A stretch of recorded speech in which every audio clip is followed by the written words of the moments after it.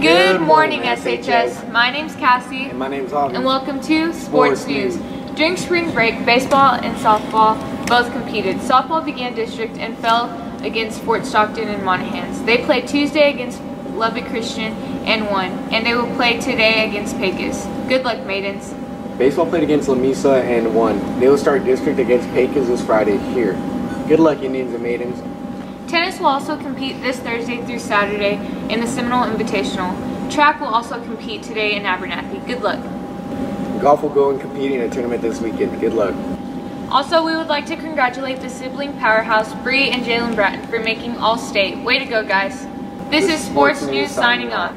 Happy Friday, SHS. Here are today's tribe announcements. The weather for today is going to be 62 and a low of 42 with a chance of thunderstorms. This weekend it will be a high of 70 and a low of 40. Seniors, it's time to start planning for senior review. Senior review will be on Friday, the May 17th. Attention Seminole, there will be a lifeguarding certification sources offered on April 1st, 8th, and 11th. Anyone age 15 or over is welcome to attend if interested. Sign via email or get with Mrs. Sims. Students, we need your help. Community members from Seminole are coming together June 11th through the 15th for community rehab. This is a project to help with home repairs, cleanup, and other exterior jobs around the home. If you feel like your family or someone you know could use help like this, there are forms in the front office you can pick up. You can bring these back to the counselor's office or mail them. Forms will be due April 15th. Also, if you would be willing to donate your time that week, please see Ms. Garcia or Ms. Bradlin. This will be a great opportunity for volunteer hours. And that is all for today. Happy Friday, SHS. The FFA Houston Stock Show competed last week. Congrats to those who played. High school OIP competed on Tuesday. Congrats on advancing. Speech and debate competed at the TFA State last weekend. Catherine Johnson placed 5th in prose. Congrats to those who competed.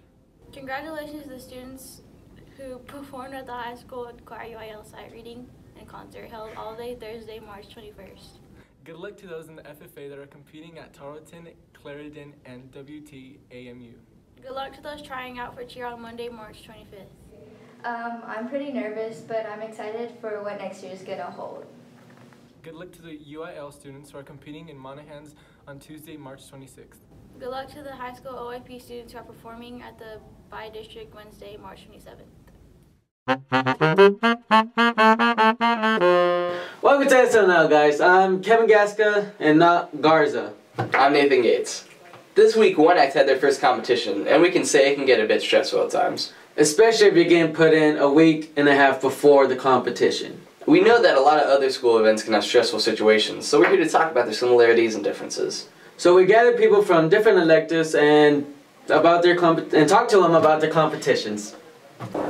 So this is Zachary Fair, and he is with the Seminole High School One Act department, and we are here to interview him about his stress. Take it away, Zach. Yeah, One Act, it can be pretty stressful because you have to keep a lot of time dedicated to it.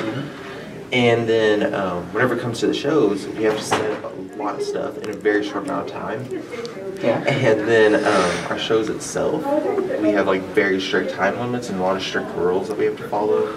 And overall, everyone has to work together as a team. Like there's not one person that makes the show, it's us as a whole team that make the show. If one person doesn't do their job, then it can go out on everyone else. Sorry.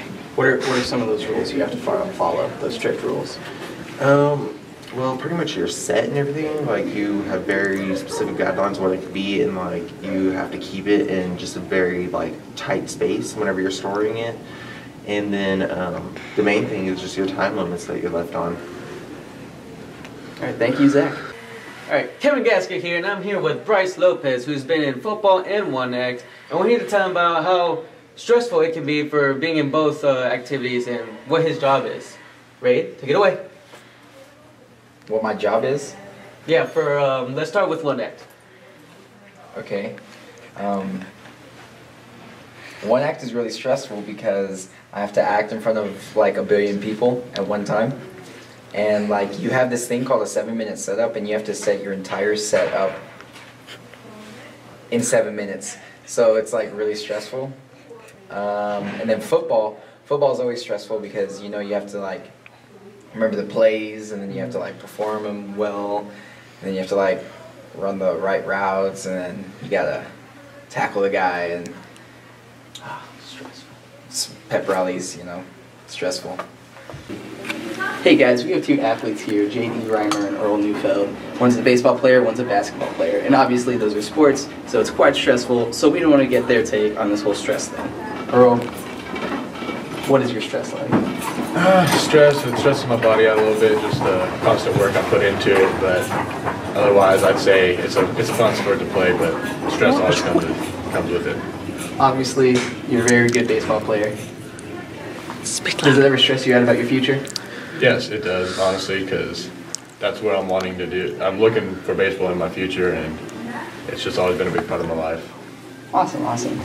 And now we have probably the best basketball player on the varsity team, JD Reimer. Woo! What is your stress like? You know, coaches are putting stress on me because you know, I'm the best, so like I have to perform at a high level every day, and you know that wears on my knees and on my body, and you know when you have someone like Jalen trying to guard me, it's hard because he's really tall, and it makes me really mad, and so yeah. But you're better, right? Oh yeah, for sure. If we were the same height, you know, one-on-one, it would be a pretty decisive game. Nice. How does your mom handle all of this stress? Oh, my mom, she makes it pretty stressful at times because, like, she wants to, like, sometimes, like, she, like, yells at the games, and it's like, can you please be quiet? So, yeah, and she always complains about how I complain about my knees, and so that makes it even more stressful. What's up, everybody? Right now we have Jasmine Clausen with us, a great tennis player, and she's here to talk about how stressful tennis is. Okay, so I guess one of the big things that stresses me out is the pressure, because I know, like, Coach Gershbach's a goof and all, but y'all don't realize sometimes that, like, whether he realizes it or not, he puts a lot of pressure on his players, and I guess considering that I've been with him since the 7th grade, and I'm like his little tennis baby, I guess if you could say, it kind of puts pressure sometimes that I need to do good, and sometimes when I don't do the best, I know I'm better than that. So it puts some like pressure mentally. But yeah, I don't know what else. Okay, That's all right, all sweet. I got. What's up, guys? We have Coach Moore here, who is obviously a coach because it's in his name, and he coaches basketball and formerly coached football. So, Coach, how stressful can it be coaching these teenagers in basketball? You know, the other day my wife, is this on? Is this working? Okay. Mm-hmm.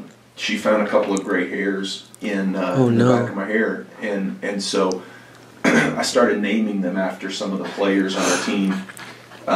You know, there's a few guys that have several hairs named after them, and some guys that don't have any. But I would say that ultimately the most stressful part about being a basketball coach, and now hear me when I say this, that this is tough, is that you have 2 games per week. And so figuring out what you're going to wear on the sidelines for 2 games a week, can you imagine that?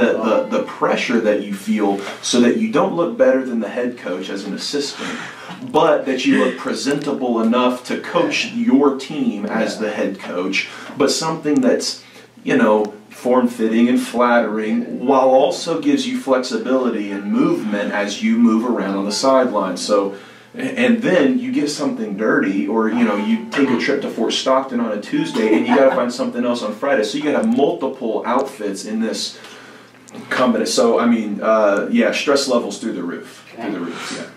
Does any of that ever like make you nervous before a game?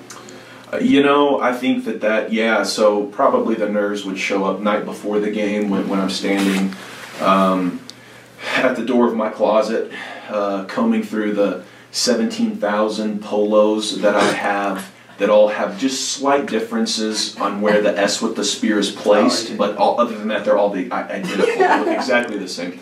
And then my 1,300 different shades of gray slacks. You know, as I comb through all of those, and I'm trying to pick the exact right stripe, subtle gray stripe with the exact, gray slack that it would go with. So that's the life of a coach. It's the life of a coach there. Yeah. So last question. Okay. Have you ever wanted to hit a player? I'm just kidding. You shouldn't answer that. Thanks so much, Coach Moore. No. Just kidding. All right. That's it.